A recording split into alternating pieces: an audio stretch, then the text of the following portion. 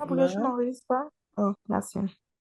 La parabole du semeur, c'est vrai que c'est une parabole qui est assez commune, mais pendant que je préparais ce message, et puis le Saint-Esprit m'a conduit à... J'avais beaucoup de choses qui passaient, beaucoup de sujets qui passaient, et puis je pense que le Seigneur veut que nous parlons de ce sujet, de la parabole du semeur. Ah, C'est une parabole assez connue, et c'est une parabole qui est dans les évangiles. Les évangiles dans Marc, dans Luc, dans Matthieu. Nous retrouvons cette parabole du semeur. Donc, c'est un peu comme s'il y a une insistance, comme si le Seigneur voulait insister sur cette parabole. Et lorsqu'on lit la parole de Dieu, on se rend compte que, après quelques recherches, je me suis rendu compte que c'est la première fois que Jésus parlait en parabole. En fait, le Seigneur, il marchait avec ses disciples. Il a marché pendant beaucoup de temps. Et puis, c'était la première fois qu'il parlait en parabole. Et pendant que je faisais quelques recherches également, j'ai découvert que les paraboles, en fait, ce sont des histoires pour illustrer la réalité. Donc, lorsqu'on utilise une parabole, généralement, c'est pour des personnes qui n'ont pas assez, une très grande compréhension de certaines choses.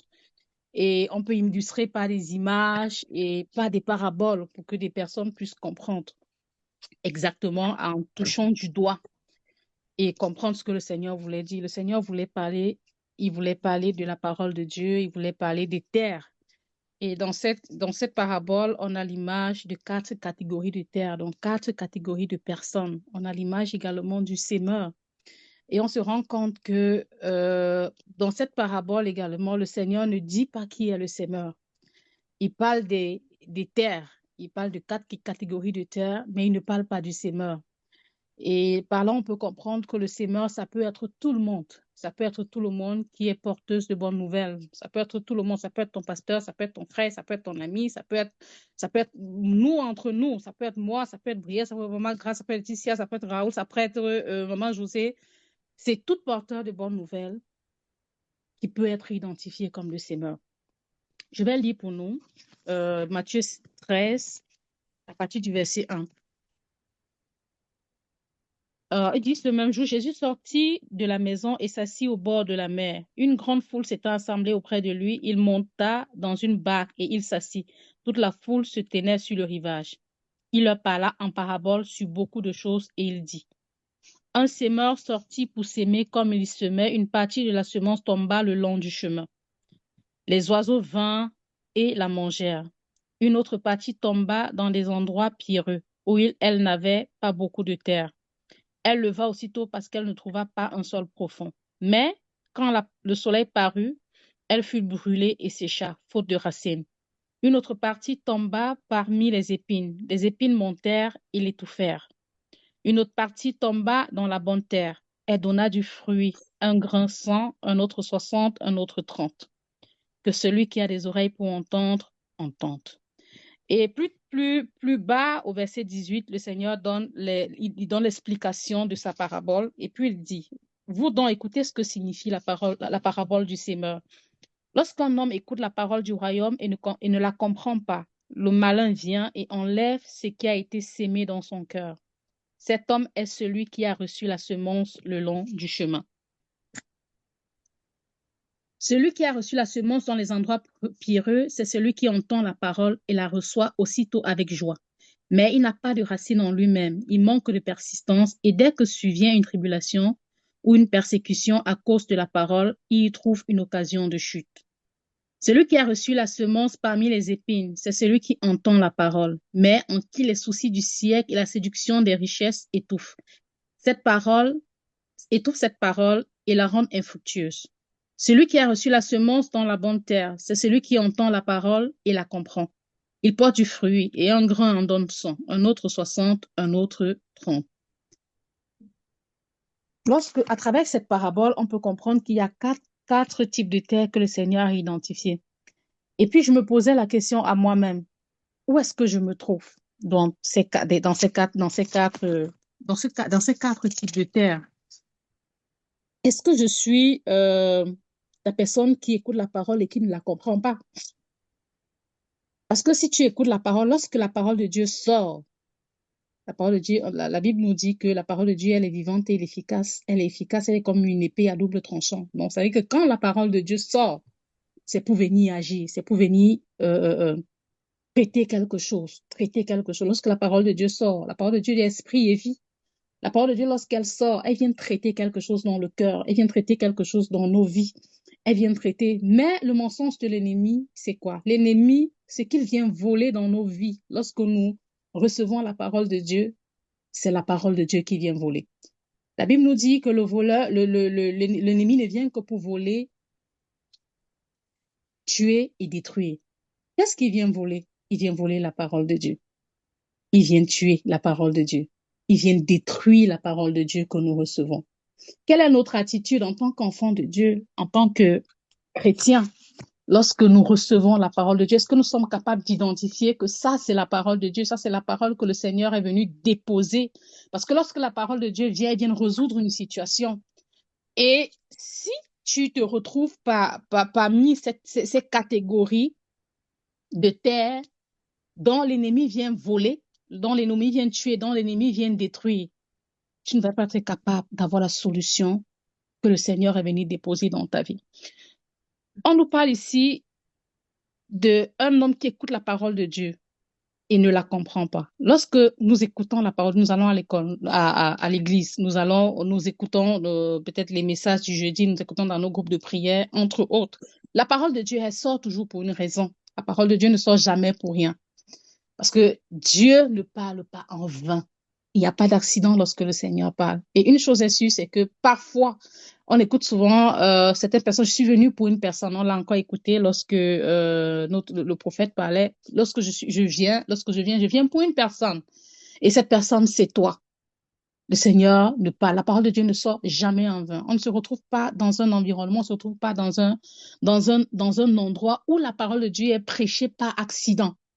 Ce n'est pas un accident. Rien ne se fait au hasard. Si une parole de Dieu sort, c'est pour venir résoudre quelque chose dans la vie. Mais est-ce que lorsque la parole de Dieu sort, est-ce que je suis de ceux qui ne la comprennent pas? Parce que si je suis de ceux qui ne la comprennent pas, le malin viendra et ils vont lever ce qui a été sémé dans mon cœur.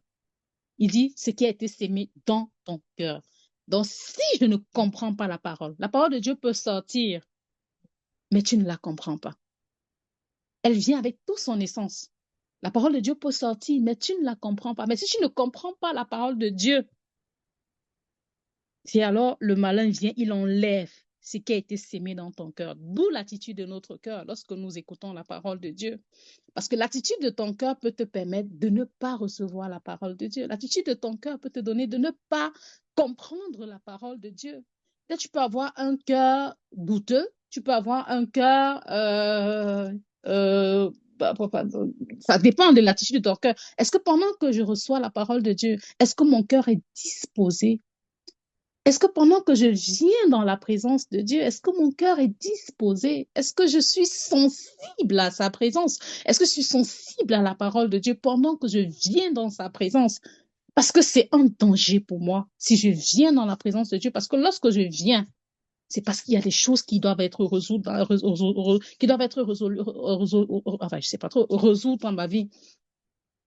Mais est-ce que pendant que je viens, est-ce que mon cœur est disposé? Est-ce que je dispose mon cœur à comprendre la parole de Dieu? Jésus nous interpelle pendant que nous venons dans la présence de Dieu, pendant que nous lisons la parole de Dieu, ayons des cœurs disponibles. Parce que si nous lisons la parole de Dieu comme un livre ou bien comme un roman, on ne va pas la comprendre parce que notre cœur n'est pas disponible. Et c'est alors que les vérités, les profondeurs, les solutions qui sont dans la parole de Dieu, si nous venons avec un cœur distrait, avec un cœur juste pour dire j'ai lu 5 ou 10 chapitres, on manque quelque chose. Nous sommes en train de manquer notre cible. Et Jésus va aller plus loin en disant cet homme, on dit, le malin viendra, il va enlever ce qui a semé dans son cœur. Cet homme est celui qui a reçu la semence le long du chemin. Est-ce que tu es sur le chemin? Est-ce que pendant que tu marches, tu es sur le long du chemin, mais tu n'es pas sur le chemin? Tu es sur le long du chemin. Tu es en route, comme un go nowhere. Bon, un go nowhere, qui va nulle part. Tu es juste en train d'avancer, mais tu vas nulle part. Tu n'as pas de destination. Tu es go nowhere. Est-ce que je suis go nowhere lorsque j'écoute la parole de Dieu? Est-ce que je n'ai pas de direction lorsque je lis la parole de Dieu? Est-ce que pendant que je prends la parole de Dieu, est-ce que je suis capable de prier la parole de Dieu? Est-ce que je suis capable de voir la parole de Dieu se réaliser dans ma vie? Parce que la parole de Dieu est tellement vraie. La parole de Dieu est tellement vraie. Est-ce que depuis des années que je lis la parole de Dieu, est-ce que je ne vois pas les vérités que la parole de Dieu me dit s'accomplir dans ma vie? Il y a un problème. Parce que si je ne vois pas la vérité, parce que la parole de Dieu est esprit et vie, la parole de Dieu est la vérité, le chemin, la vérité et la vie, c'est la parole de Dieu. Mais est-ce que pendant que je lis la parole de Dieu depuis beaucoup de temps, ou bien beaucoup, je lis, peut-être j'ai déjà lu la Bible, peut-être 2, 3, 4 fois par année, je peux lire la Bible. Mais si des situations dans ma vie ne changent pas, il y a un problème. Il y a un problème. Peut-être je suis sur le long du chemin. Il faut que je me remette en question. Il faut que je me remette en question. Il faut que nous nous remettions en question. Est-ce que pendant que la parole de Dieu me dit, vous imposerez les mains aux malades et les malades seront guéris, la parole me dit, il n'y a plus de condamnation pour ceux qui sont en Christ, car la loi du péché les a affranchis. Ils ont été affranchis de la loi du péché et de la mort. Est-ce que la parole de Dieu te dit, pendant que tu lis la parole de Dieu, il dit, crois au Seigneur Jésus et tu seras sauvé, toi et toute ta famille. Ma famille était toute sauvée. Le faire aiguise le fait, la parole de Dieu me le dit. Est-ce que moi, pendant que je suis aiguisée par la parole de Dieu, est-ce que ceux qui s'approchent de moi sont aiguisés? Est-ce qu'ils sont transformés par le renouvellement de leur intelligence? Est-ce qu'ils sont remplis d'un esprit de sagesse? Est-ce que pendant que je prie, est-ce que dans ma maison, la parole est vécue? Est-ce que je continue de mentir? Est-ce que je continue de voler? Est-ce que je continue d'avoir un pied dehors, un pied dedans? Est-ce que je continue d'aller chez les marabouts pendant que je viens à l'église? Est-ce que je continue d'être orgueilleuse, d'être remplie d'ego, d'être remplie d'orgueil? Est-ce que je continue? Il y a un problème. Il y a un problème. Est-ce que la parole de Dieu s'accomplit dans ma vie? Est-ce que je suis sur le long du chemin? Suis-je sur le long du chemin? Ou est-ce que mon cœur est disponible et que je comprends la parole de Dieu? Est-ce que la parole de Dieu s'accomplit dans ma vie? Nous pouvons être des personnes qui lisons, parce que je connais, il y en a plusieurs. J'avais un tuteur qui était yogiste et j'habitais dans sa maison à l'époque. Et pendant que je lisais la parole, il me disait, j'ai déjà lu la Bible. Il me dit, j'ai déjà lu toutes vos Bibles. Il me dit, j'ai lu toutes vos Bibles là, je les ai toutes lues. J'ai lu la Bible, j'ai tout lu ça pendant au moins 4 fois. Il n'y a rien il y a rien que je connais pas dans la Bible. Je me mets avec toi, on ne peut pas discuter de la parole de Dieu. Mais est-ce que c'est la parole de Dieu qui est esprit et vie qu'il vit? Est-ce que c'est la parole de Dieu qui est esprit et vie? Parce que il y a plusieurs charlatans qui lisent la parole de Dieu. Il y a plusieurs personnes qui ne sont pas chrétiens, mais qui connaissent la parole de Dieu, mais qui connaissent, qui connaissent les Écritures. Mais est-ce que c'est la parole de Dieu? Est-ce qu'ils comprennent la parole de Dieu? À quel niveau est-ce que je me situe? Est-ce que je suis sur le long du chemin? C'est la question que je me pose. Est-ce que je suis sur le chemin? Est-ce que je ne comprends pas? Est-ce qu'il y a des situations dans ma vie que je ne maîtrise pas parce que je ne comprends pas la parole de Dieu? Est-ce que je suis go nowhere? Donc, ici, on continue et on dit, celui qui a reçu la semence dans les endroits pierreux, c'est celui qui entend la parole et la reçoit aussitôt avec joie. Mais il n'a pas de racine en lui-même, il manque de persistance. Et dès que survient une tribulation ou une persécution à cause de la parole, il y retrouve une occasion de chute. Nous pouvons être dépendants. Moi, j'appelle souvent ce genre de personnes des chrétiens bonbons. Il n'y a pas de persistance, il n'y a pas de consistance. On reçoit la parole de Dieu aujourd'hui dans des endroits pierreux. Quand on parle des endroits pierreux, ça veut dire qu'il y a tellement d'obstacles. Lorsque là, il y a tellement le cœur rempli d'obstacles. Et dès que tu as reçu la parole de Dieu, elle reste en surface parce que tu as reçu juste la révélation de l'instant. Et ça nous arrive. Moi aussi, ça m'arrive. Que tu arrives comme ça, laisse que le pasteur donne une parole là. Directement, tu as déjà dit Amen avec joie. Tu dis Amen avec joie. Mais elle reste en surface. La parole de Dieu reste en surface. Pourquoi tu as juste compris l'instant? L'instant, tu as juste compris cet instant-là. Tu as dit Amen. Amen, Amen avec joie. Il la reçoit avec joie, mais il n'a pas de racine en lui-même. Il manque de persistance. Et dès que survient une tribulation, une persécution à cause de la parole, il retrouve une occasion de chute. Dès que tu sors de l'église, là, Dès que tu sors de l'église, dès que ton mari t'a déjà un peu te dit un mot là, la colère est déjà montée. Tu as oublié que le pasteur a dit que vivez en paix. Tu es déjà dans la colère. Tu es déjà tu as déjà changé d'attitude. Je parle pour nous, les femmes mariées, ça peut aussi arriver dès qu'une affaire arrive, ou bien dès que tu arrives à l'extérieur, dehors, là, tu es sorti, la parole de Dieu a été prêchée. La parole de Dieu a été prêchée.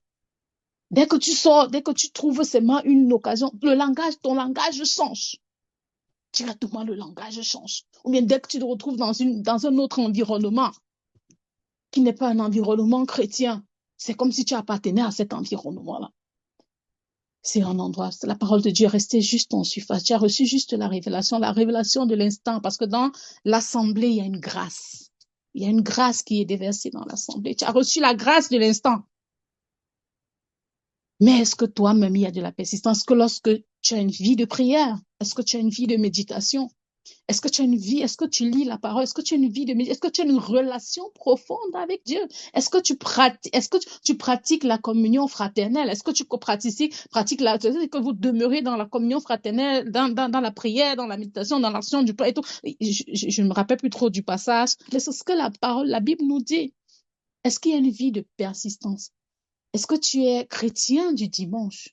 C'est une question que je dois me poser à moi-même et que je dois me poser à nous. Est-ce que je suis chrétien du dimanche? Est-ce que tu es chrétien du dimanche? Est-ce que la parole de Dieu que tu reçois, c'est le dimanche? Parce que tu le reçois, tu es tellement content d'aller à l'église. Je sais que pour beaucoup d'entre nous, c'est pas le cas parce qu'on se retrouve tout le temps ici, on prie, et puis on a la soif de la parole de Dieu. Mais il arrive des moments. Il arrive. Est-ce que je suis chrétien du dimanche? Est-ce que je suis seulement chrétien de la parole? Est-ce que moi-même, je cherche Dieu? Est-ce que moi-même, je cherche Dieu? Est-ce que je cherche Dieu pour mes enfants? Est-ce que je cherche Dieu pour mon mari? Est-ce que je cherche Dieu pour mon travail? Je cherche Dieu pour ma maison? Est-ce que je cherche Dieu pour mes générations à venir? Est-ce que ça s'arrête à moi? Moi? Non. C'est bien plus grand que ça, ce à quoi Dieu nous appelle. C'est bien plus grand que ça. Et pour aller en profondeur dans les promesses de Dieu, nous devons avoir une vie de persistance. Je prie que le Seigneur nous donne une vie de persistance. Je prie que le Seigneur nous donne une vie de profondeur avec Dieu, de ne pas rester en surface. Que la parole de Dieu ne vienne pas dans nos cœurs comme des cœurs pierreux. Que nos cœurs ne soient pas des endroits pierreux. Que nos cœurs soient des endroits sensibles, des bonnes terres. Et puis la suite, au chapitre 22, dit, celui qui a reçu la semence parmi les épines, c'est celui qui entend la parole, mais en qui les soucis du siècle et la séduction des richesses étouffent cette parole et la rendent infructueuse. Ah, Seigneur,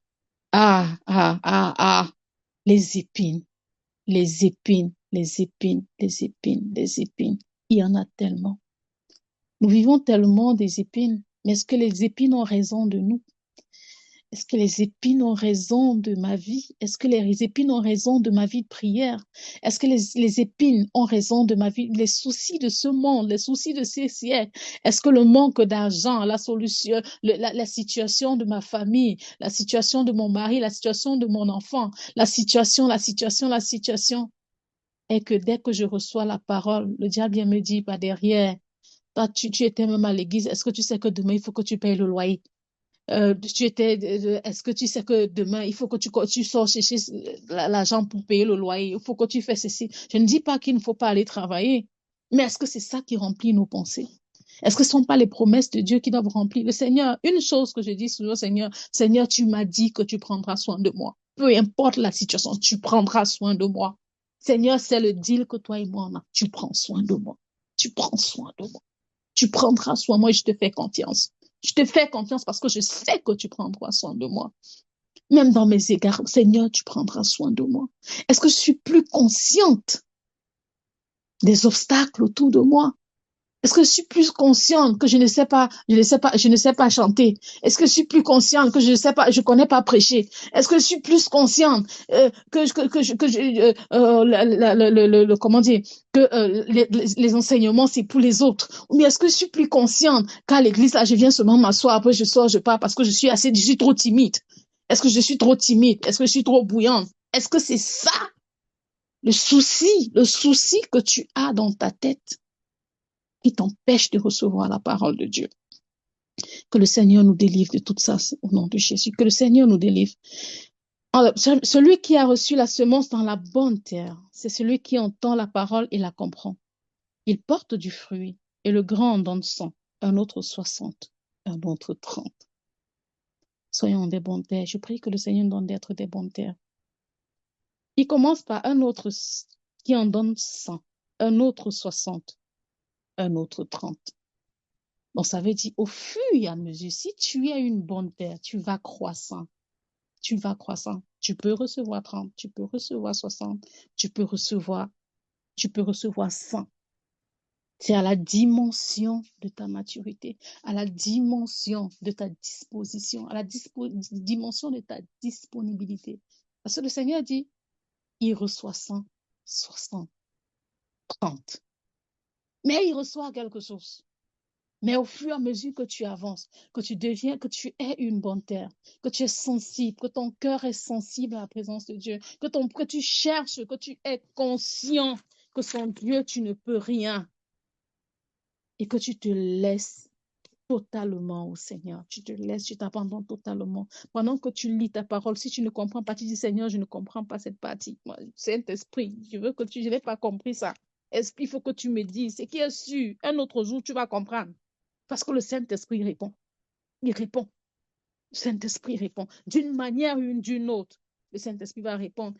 Et puis, il y a une chose que souvent aussi, c'est que j'ai l'habitude de dire que parfois, je suis surprise de certaines choses qui m'arrivent parce que je me rends souvent compte que c'est le résultat des prières que j'ai fait depuis. Le résultat des prières que j'ai fait depuis. Et si ça veut dire que si je m'arrête de prier, peut-être d'ici 2-3 ans, je ne vais pas expérimenter des choses que j'aurais dû expérimenter, que je devais expérimenter à cause des prières que j'ai loupées aujourd'hui. Parfois, quand je regarde ma vie, je vois l'exaucement des prières que j'ai fait il y a peut-être 3, 4 ans, 5 ans.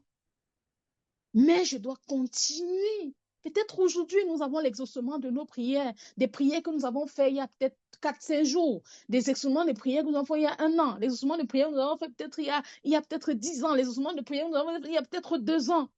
Mais si tu loupes une saison, sache une chose, que tu as loupé une bénédiction. Parce que dans la présence de Dieu, c'est une saison.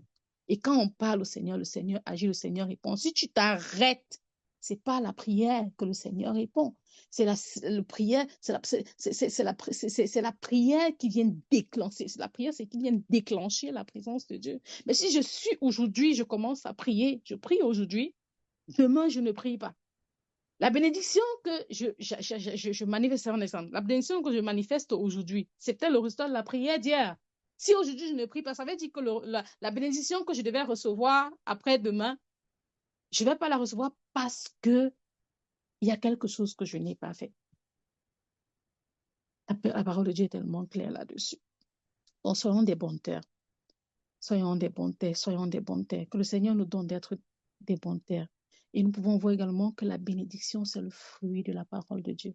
La bénédiction que nous recevons, c'est le fruit de la parole de Dieu. Comment est-ce que je vais comprendre les bénédictions de Dieu si je ne lis pas sa parole? Si je ne suis pas disposée à recevoir la parole de Dieu, comment est-ce que je vais recevoir ça? Quelle est l'attitude de mon cœur? Parce que la bonne terre, c'est le cœur. Le cœur qui entend, qui reçoit et qui comprend. C'est ça la bonne terre, le cœur, l'attitude du cœur. L'écoute, écouter la parole de Dieu. La façon dont j'entends. Et ensuite, le Seigneur Jésus dit que celui qui a des oreilles entende. Que celui qui a des oreilles entende. Quelle est la façon avec laquelle j'entends? La parole de Dieu me dit que la parole de Dieu, c'est une semence incorruptible. La parole de Dieu, elle régénère. Donc, si tu étais, elle régénère, elle renouvelle les forces. Alléluia. Seigneur, donne-nous d'être des bonnes terres, Seigneur. Donne-nous d'être des bonnes terres. Seigneur, donne-nous d'être des bonnes terres. Et aujourd'hui encore, je disais, pendant que je pensais à la semaine, à tout ce que nous avons vécu en semaine, je disais, ma maison doit être une maison de prière. Je prie que pendant que je partage cette parole, que la parole de Dieu nous localise, que la parole de Dieu réponde à nos situations, que la parole de Dieu nous donne d'être disposés, d'avoir des cœurs sensibles. Alléluia. Ah, vous voyez, on a déclaré la parole, le prophète, il a déclaré des paroles, il a parlé des prophéties. Et nous avons dit que nous étions dans le mois de l'enfantement. Le mois de septembre, c'est le mois de l'enfantement.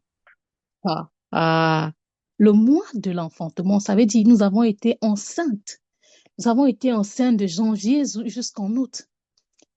Nous avons porté un bébé. Et ça, c'est le mois de l'enfantement. Et pendant que tu es dans ce mois de l'enfantement, tu dois être en prière. Nous devons être en prière. Parce que nous devons être en prière parce que nous devons enfanter. Nous devons entrer en prière parce que nous devons enfanter ce que Dieu a prévu pour nous. On ne doit pas enfanter des morts-nés. On ne doit pas enfanter des bébés malades. On ne doit pas enfanter. C'est un peu comme une femme enceinte. Quand tu es enceinte, qu'est-ce que tu attends? Tu veux que ton bébé soit tu veux que ton bébé soit en santé. Tu veux que quand ton bébé naisse, il soit beau, il soit vraiment, il crie fort, c'est ça l'attitude que nous devons avoir lorsque nous venons dans la présence, lorsque nous cherchons Dieu. Et ceci ne peut se faire que dans la prière. On a déclaré des prophéties. La prophétie doit se manifester. Et une femme enceinte, elle ne se mêle pas à n'importe quoi. Elle fait attention à elle. Elle fait attention à ce qu'elle mange. Elle fait attention à ce qu'elle écoute. Parce que je suis persuadée, je suis sûre d'une chose, que toutes les paroles qui ont été déclarées dans nos vies, c'était pour tout le monde. C'était pas pour des personnes spécifiques. Je suis désolée. C'était pour tout le monde. C'était pour tout le monde. Parce que tous, nous étions là. Et tous nous avions des attentes. La parole de Dieu était pour tous. Ça peut être le nom de X ou bien de Y peut être sorti, mais ça peut être ta promesse. Ça peut être ta promesse. Mais dis-toi une chose, il y a une prophétie qui est sortie, une prophétie qui a été déclarée sur ma vie. Mais si tu restes là et que tu attends que la prophétie se réalise, que tu ne fasses rien, rien ne se fera. Rien ne se fera. Amen. Parce que tu as une prophétie dans ta vie. Si tu as une prophétie dans ta vie, dispose de toi pour que la prophétie s'accomplisse. Fais attention à ce que tu écoutes. Fais attention, commence à disposer les choses afin que la prophétie que le Seigneur a déclarée, parce que l'ennemi vient pour voler, détruire et dérober. Il vient. Est-ce qu'il te trouvera en alerte? Est-ce qu'il te trouvera debout? Est-ce qu'il te trouvera et dira ce que le Seigneur a déclaré de ma vie? Elle va s'accomplir, cette promesse. Je vais faire attention à ce que j'écoute. Je vais me disposer dans la prière. Je vais continuer de creuser pour établir la fondation profonde. Enfin, lorsque je me tiens sur la parole de Dieu, je sois sûr que ma maison soit établie sur la roche. Parce que si c'est sur du sable, elle va tomber. Si c'est sur du sable, elle va tomber. Amen. Est-ce que je dois me placer? Comment je fais? C'est pas la prière. C'est pas la prière. Il y a des prophéties qui sont sorties pour tes enfants. Est-ce que tu te tiens sur cette parole de l'Éternel pour dire, elle va s'accomplir? En ce mois, je me tiens. Je dis, les paroles, la prophétie, le mois de l'enfantement, comme on l'a dit. Ce mois de l'enfantement, je vais enfanter. Je vais enfanter un Amen. bébé qui sera beau. Je vais enfanter parce que j'ai attendu, j'ai écouté la parole de Dieu et j'ai attendu qu'elle se manifeste. Quelle est mon attitude? Quelle est mon attitude? Non pas seulement le prophète qui est venu parler, mais la parole de Dieu. Dieu t'a parlé par rapport à ta vie. Dieu, en tant qu'enfant de Dieu, en tant qu'humain, Dieu t'a parlé par rapport à ta vie. D'une manière ou d'une autre. Tu sais qu'il y a un appel sur ta vie. Tu sais qu'il y a des promesses sur ta vie. Ça, tu le sais. Mais qu'est-ce que tu fais? Qu'est-ce que tu fais? Qu'est-ce que tu fais? Avance. Qu'est-ce que tu fais? Avance. Que tu Avance. fais? Est-ce que tu te tiens tout simplement, tu dis ce que le Seigneur a fait? Il faudra que la main de Dieu va venir du ciel pour venir me tirer, me mettre à ce côté-là. Non, Dieu veut que tu te lèves dans la prière. Dieu veut que tu te lèves dans la prière. Dieu veut que tu fasses, Dieu a frayé le chemin, mais Dieu veut que tu marches dans ce chemin. C'est Good. tout tracé devant toi. Mais ce n'est pas difficile, tout simplement. Active la cloche de la prière, parce que c'est pas la prière que le Seigneur répond. C'est pas la prière que le chemin se fera, c'est pas la prière. Parce que j'ai l'habitude de dire qu'il y a des Wi-Fi, il y a des Wi-Fi qui existent. Des Wi-Fi qui existent pour connecter tout. Mais la prière, c'est la clé. C'est un Wi-Fi sans fil, donc sans fil. Quand tu pries là-dedans, tu transformes ce qui est céleste en ce qui est terrestre. Tes bénédictions sont déjà déclarées, tes bénédictions sont déjà dans les lieux célestes. Mais comment tu fais pour l'amener dans le lieu terrestre? Est-ce que tu vas rester là? Est-ce que tu es satisfaite de la situation de ta famille? Est-ce que tu es satisfaite de la situation de ton église? Est-ce que tu es satisfaite de la situation de tes enfants? Est-ce que tu es satisfaite de la situation de ton mari? Ou bien tu es dans un confort humain? Si tu te sens tellement confortable de façon humainement, sache que tu dois être plus que ça, au-dessus de ça. Come on. Parce que Dieu t'appelle à de grandes choses. My Ce God. que Dieu te donne et que tu te sens confortable là-dedans. Oh non, non, non, non. Maman Grace me disait encore que rends-toi inconfortable pour que le Seigneur, pour que Dieu te rende confortable. Parfois, quand nous sommes Amen. tellement confortables dans notre situation, on est tellement confortable. On mange le matin, on mange 3 fois par jour, on a notre voiture, on va au travail, on rentre, nos enfants vont à l'école et puis blablabla, blablabla, on va à l'église, on fait ceci, on fait cela, on vient regarder les gens qui servent, on va blablabla. On est tellement confortable.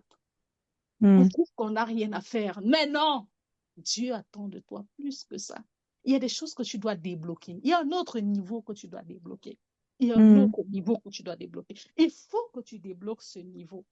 Il faut que tu débloques ce niveau pour tes enfants. Parce que j'ai écouté une femme qui disait, les combats que tu laisses dans ta vie maintenant, sache que tes enfants vont combattre ces combats. Si tu te ne lèves pas pour combattre ces combats, pour arrêter la chaîne, sache que tes enfants vont continuer ce combat. C'est à nous de nous lever en tant que femmes. Et je dis, ceci, j'ai vu, je touche du doigt, je dis, non, cela ne suffira plus. La chaîne, je la coupe. Je la coupe maintenant. Et ça se fait dans la prière. Quels sont ces moments où tu passes dans la prière, où tu te dis, Seigneur, cette situation a assez duré, il faut qu'elle s'arrête. J'ai vu, j'ai vu cette situation, ce prix perdu. J'ai touché ce point qui est perdu de génération en génération. Il faut que ça s'arrête. Est-ce que je suis tellement confortable ou bien c'est parce que ça ne m'arrive pas que je pense que ça n'arrivera pas à mes enfants? Seigneur, ça s'arrête.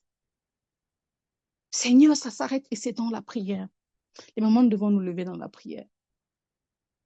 Parce que la prière s'accompagne toujours de la foi. Parce que pendant que tu pries, la foi naît. Si tu ne pries pas, tu n'auras pas la foi. Et la foi vient de ce qu'on entend. Et ce qu'on entend vient de la parole de Dieu.